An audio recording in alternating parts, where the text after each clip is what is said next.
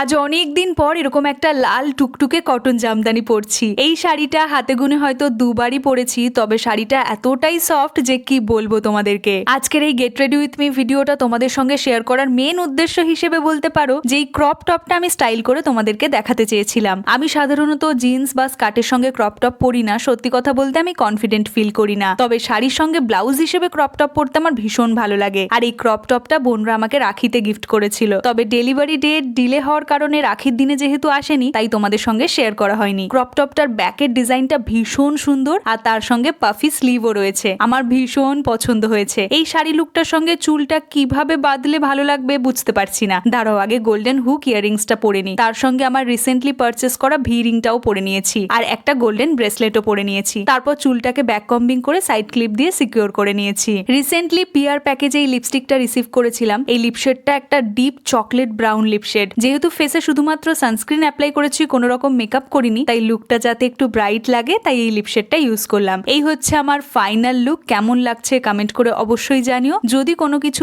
Link দরকার হয় তাহলে সেটাও জানিও। চলো আজ তাহলে আসি, দেখা হচ্ছে তোমাদের সঙ্গে পরের ব্লগে। বাই।